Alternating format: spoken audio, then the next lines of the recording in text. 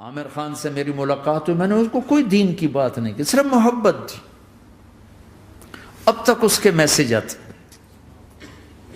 کہ میں زندگی میں کسی سے متاثر نہیں ہوا، تم پہلے آدمی ہو جس سے میں متاثر ہوں، میں نے کوئی جادو کیا، صرف محبت۔ لوگوں کو محبت دو، قریب ہوں گے۔ میں جب گیا بڑی مشکل سے اللہ نے، ملاقات کا کوئی راستہ ہی نہیں تھا، وہ مجھے نہیں جانتا تھا، میں اسے نہیں جانتا تھا، تو کوئی موقع نہیں مل رہا تھا ملاقات کا۔ تو اللہ نے شاہد آفریدی کو بھیج دیا۔ شاہد آفریدی اس کی دوستی تھی، ہمارا جو کرکٹر ہے۔ میں نے اس سے فون پر کہا یار میری ملاقات تو کرا۔ اس نے ملاقات کروائی تو اس نے مجھے کہا آدھا گھنٹہ ہے، آدھا گھنٹہ۔ جب میں پہنچا میکسیمم پونا گھنٹہ، میں نے کہا ٹھیک۔ میں گیا تو وہ سہما ہوا چہرہ کہ بھئی مولانا آ گیا، پتہ نہیں کیا کہیں گے، بھئی یہ تو کیا کر رہا ہے، تو حرام کر رہا ہے، ناچ رہا ہے، گا رہا ہے، توبہ کر، ابھی تیرے لیے دوزخ کا فیصلہ ہو جائے، پتہ نہیں کیا ہوگا۔ وہ ڈرا ہوا سہما ہوا تھا۔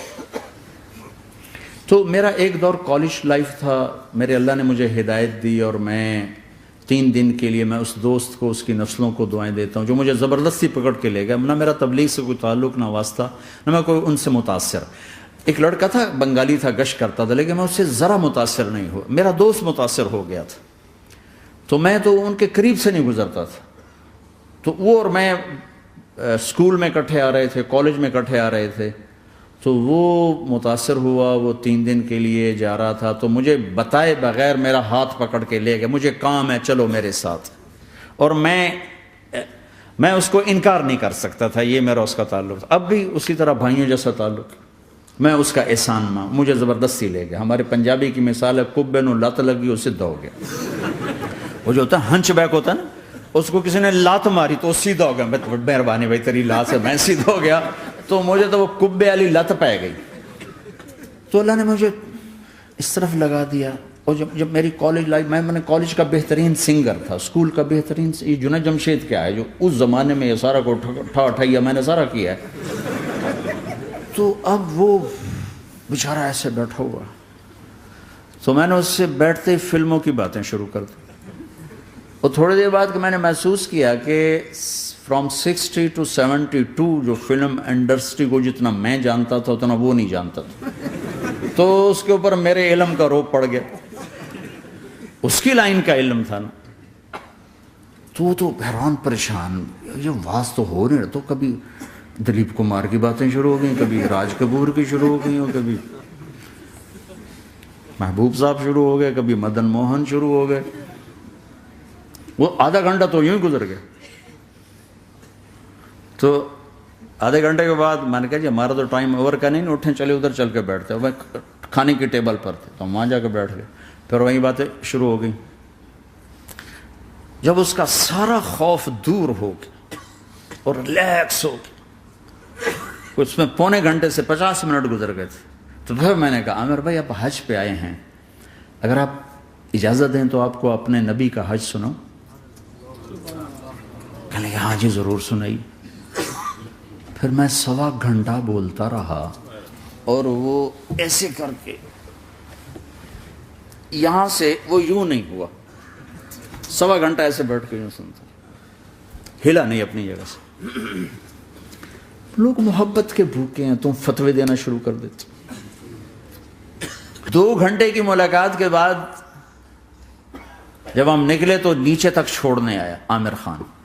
حج کے بعد میں نے کہا ایک ملاقات اور ہو جائے گا، ضرور ہوگی۔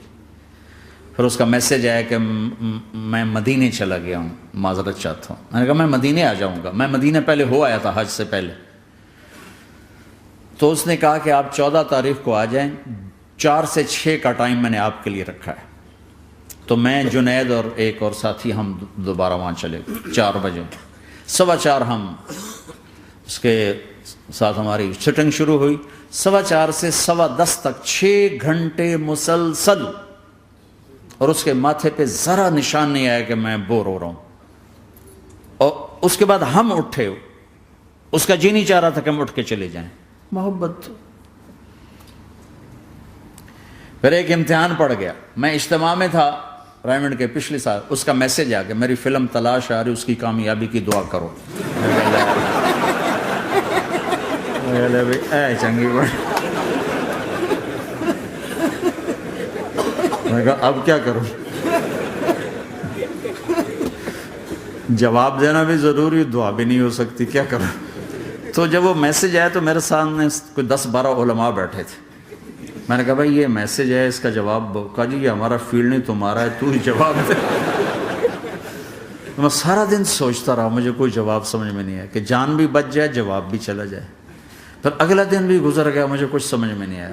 میں عصر کا وضو کر رہا تھا, ایک دم اللہ نے ایک مضمون دل میں ڈالا. تو میں نے فوراً بیٹھ کے اس کو میسج کیا کہ عامر بھائی, جو کریٹو ہوتا ہے نا ذہن, یہ اللہ کسی کسی کو دیتا ہے. تخلیقی ذہن یہ اللہ تعالیٰ کسی کسی کو دیتا ہے, ہر ایک کو نہیں دیتا. اور یہ اللہ کی بہت بڑی عطا ہوتی ہے.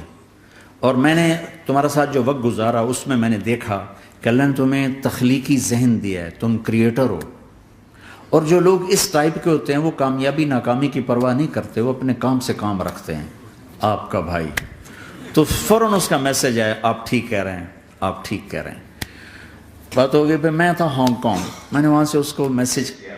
دیکھو کسی مصروف آدمی کو براہ راست فون نہ کیا کرو, میسج کیا کرو کہ میں آپ کو فون کر سکتا ہوں, چونکہ میں اس کا بہت ستایا ہوا, بہت ستایا.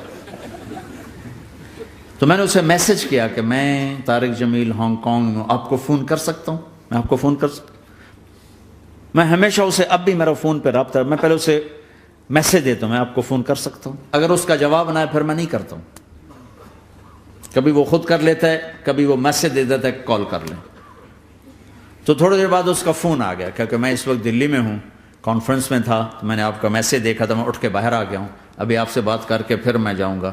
تو اسے باتیں کرتے کرتے کہنے لگا آپ کی دعا سے میری فلم کامیاب ہو گئی. میں کہا یا اللہ میں کوئی نہیں کی تھی تینوں.